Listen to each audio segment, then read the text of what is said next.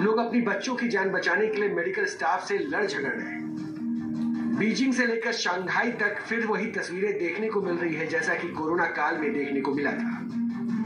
एक बार फिर वही खौफनाक मंजर लोगों की आंखों के सामने घूम रहा है जैसा कि कोरोना के समय में देखने को मिला था।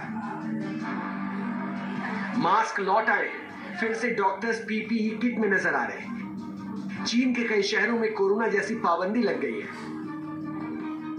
फिर लौटेगा लॉकडाउन। ऐसे में फिर से लोगों को लॉकडाउन का डर सताने लगा है। इस डर की वजह भी है ताइवान जैसे देशों ने अपने नागरिकों को चीन और हांगकांग की यात्रा से बचने की सलाह दी है। ये सलाह इसलिए है क्योंकि रहस्यमय निमोनिया चीन से निकलकर यूरोप तक पहुंच गया है। America, Denmark, Netherland, Sweden, Switzerland इसकी चपेट में आ गए। यहां तक कि भारत के उत्तराखंड में भी 2 बच्चों में इन्फ्लुएंजा जैसे लक्षण पाए गए। बीमारी के बढ़ते प्रसार को देखते हुए विश्व स्वास्थ्य संगठन ने चीन से रहस्यमय निमोनिया के बारे में अधिक जानकारी देने की अपील की है। WHO ने कहा है कि वो चीन के हालात पर बारीकी से नजर रखे हुए हैं। WHO के अलर्ट रहने की वजह है चीन का पुराना रिकॉर्ड।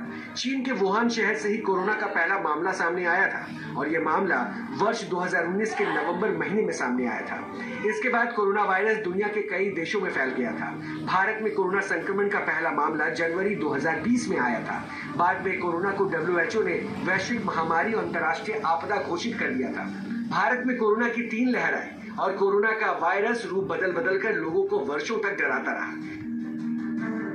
लेकिन इन आंकड़ों के बीच जो सबसे ज्यादा ध्यान देने वाली बात है वो ये नवंबर का महीना है। चीन की नवंबर वाली साजिश। नवंबर के महीने में ही चीन में कोरोना फैला जो दुनिया भर के लिए प्रकोप साबित हुआ और अब चीन से निमोनिया फैलने की शुरुआत नवंबर के महीने में हुई है। क्या भारत में जनवरी में मचेगा कोरोना? पहला केस भारत में जनवरी के महीने में ही मिला था और बस हफ्तों बाद जनवरी का महीना दस्तक देने वाला है। ऐसे में डर इस बात का है कि 2024 की शुरुआत भी महामारी के साए में ना हो। इंडिया में आने के